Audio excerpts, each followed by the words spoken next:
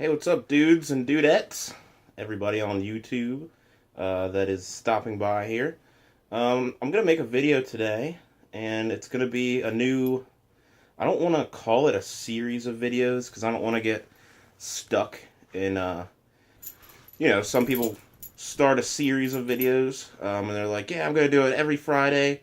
I'll put out one, and then they start forgetting or not putting it out, and or they lose interest in the subject.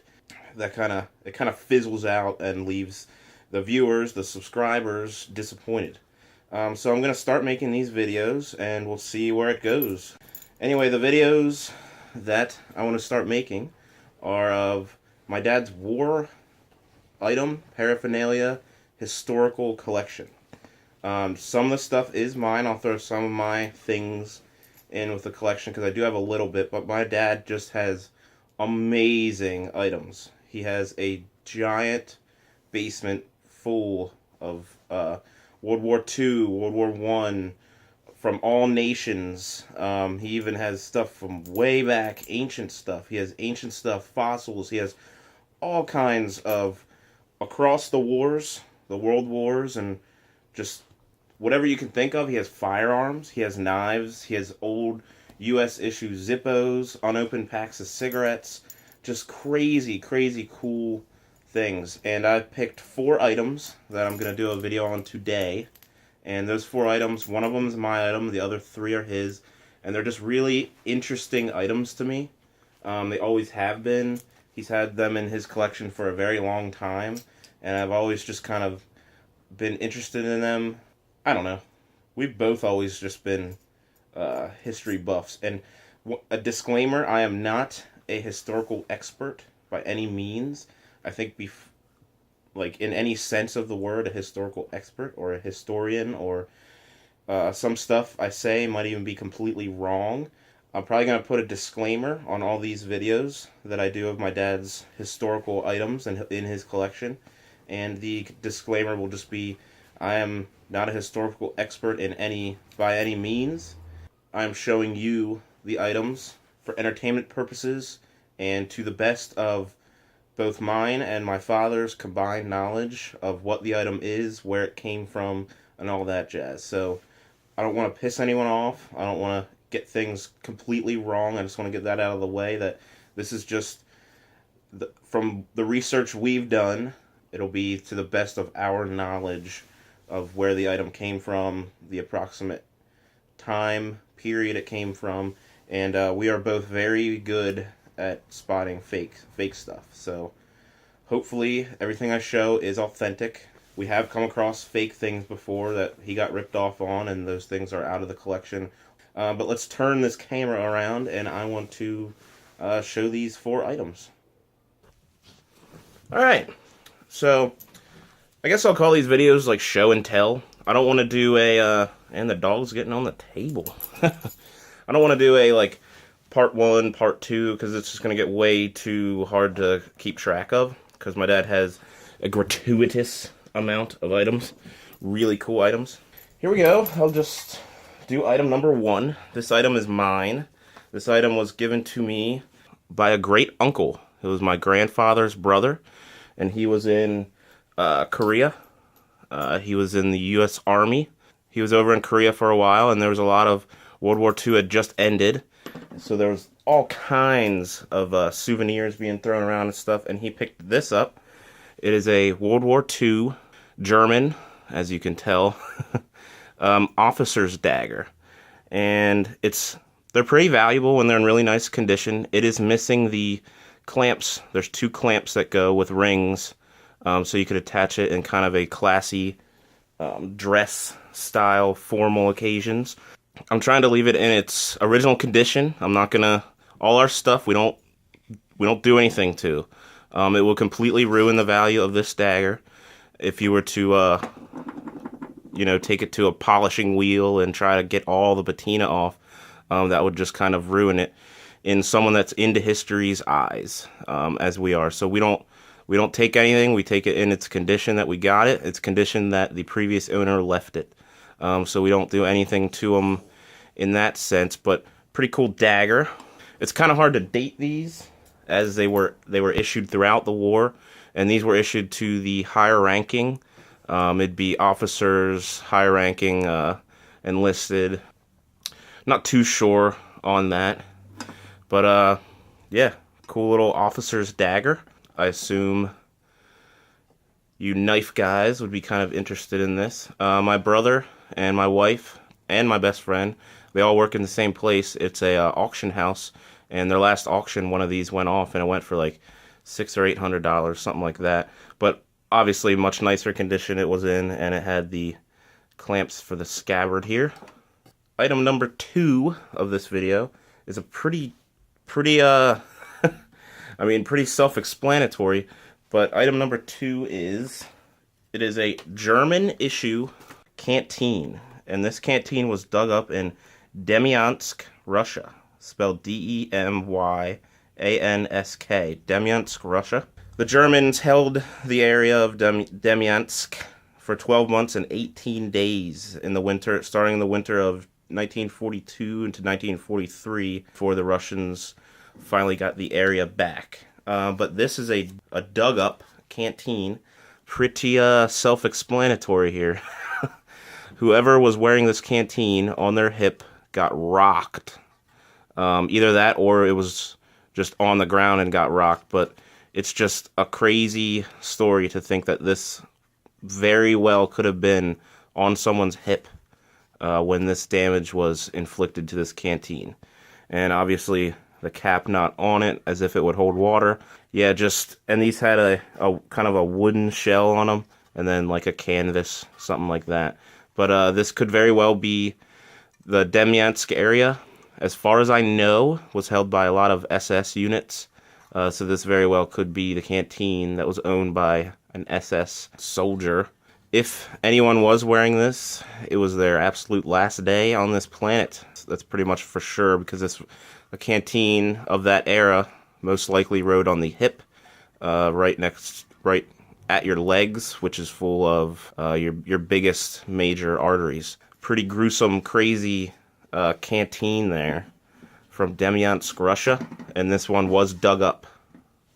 Alright, item 3 of my dad's collection. And guys, please put down below if you think this is complete boringness, or if you would like to see maybe like one a week, one every couple weeks. If it's entertaining at all, just let me know down below. But item number 3 is this voting ballot. This vote ballot from, obviously, Adolf Hitler. Hitler was elected March 5th, 1933. This is authentic as far as we can tell. And one way I can tell, my aunt is a German teacher. And I spent like about 2 weeks in the Germany, Austria area a few years ago, and I took 4 years of German in high school, so I'm pretty well versed in the German language and German customs and kind of some little German things. Like, you can tell someone from Germany if they count starting with their thumb, which I do. It just feels more comfortable rather than starting with your index finger. If you're like 1, 2, 3, you gotta kind of go like that. I always go 1, 2, 3. That's like a German thing. And another German thing that I've come to learn is that's how they do their ones. They do their 7s with the line through, and they do their 1s kind of like an upside down V. So if this were to be fake, I mean, someone would have to know that that's like a little German thing that they do. And that's how they write their 1. So I don't know why this is here, but it's authentic as far as we know. It says a bunch of stuff up top about the election, and Adolf Hitler, Ja meaning yes, Nein meaning no. This item is interesting to me because it's obviously persuasion, like a political persuasion piece, because obviously the yes is a huge circle, and the no is a tiny circle. You can tell there was some sort of Gestapo or SS officer nearby, because it's kind of shaky. It kind of seems like they just hit yes as if they already knew they were going to do that, because there might have been punishments for not voting for this ruthless dictator.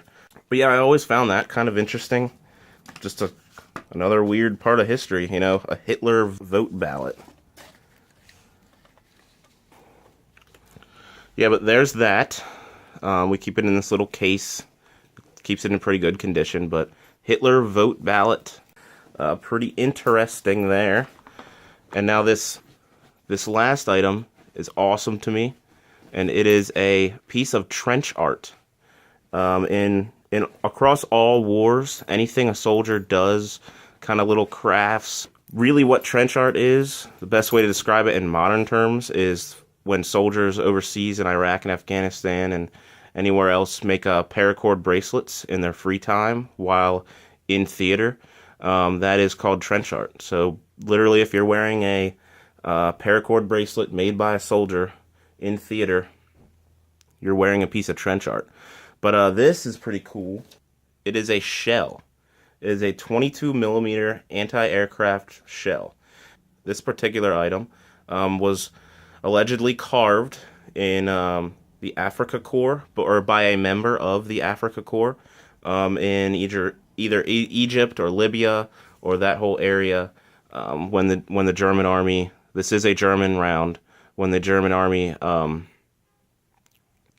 invaded the top part of Africa, and that section of the army was called the Africa Corps. See if the camera could pick it up, but as you can see, the soldier took however long it took to make this shell, to carve this shell out, and it's stuff of the area. And there's no proof saying this is from the Africa Corps, but I mean, they used these rounds, and everything on this trench art has to do with Africa.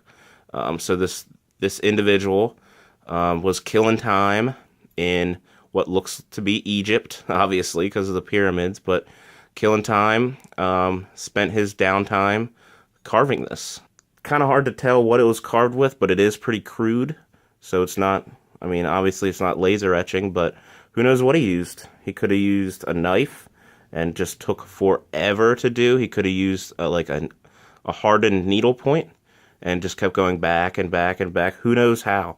He could have actually hammered, held it down somehow and hammered, but I just think it's neat to think of ways and where this individual was and what this individual was going through while carving this, and whatever happened to him. You know what I mean? But yeah, there's that. And let me know down below, guys, if this was any kind of interesting or any kind of entertaining. I'm obviously still going to be making all my regular videos, but I might throw one of these videos in every once in a while just to kind of get my dad's collection out there, because he does have a very, very impressive collection. And I would like people to see and share and enjoy in the historical items he has, because it's history. It's our history. It's the world's history. I just think it's really, really captivating to put your mind where this soldier was and what he was going through and what made him carve this. If he took pride in it at all, or if it's something he just made for his buddy and his buddy thought it was awesome and kept it. Put your mind where this voter was that looks like very hastily voted yes for Adolf Hitler. And this dagger, I mean, what did this dagger go through? Was it ever used?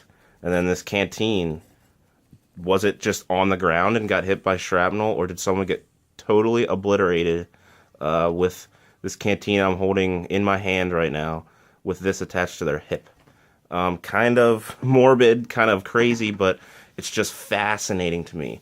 So this series of videos, I don't really want to make it an official series, but this series of videos per se is a series of videos. I really don't want to call it series, but they're gonna be videos that I'm gonna enjoy. I'm also gonna kind of relearn things. But yeah, let me know down below what you guys think of it. I want to put out good videos, entertaining videos, and I feel like this would be a pretty entertaining series of videos, and it would kind of reteach me stuff. Like, I totally forgot when this battle happened, and totally forgot when Hitler was elected. You know what I mean? So I'll get items when I go to my dad's house. We'll do kind of a recap together, and I'll take some notes on each item. So I'll be learning, and hopefully it's the right information, but we'll do it to the best of my ability, and hope you guys enjoy this video. Thanks for watching. Comment, like, subscribe, and have a good one. I also picked up this bad boy, and I'm going to be doing a review on this in the near future, so stay tuned. But this is the SE Azula 2, and I'm liking it so far. So keep tuned for that. It'll be in my EDC probably coming up here shortly.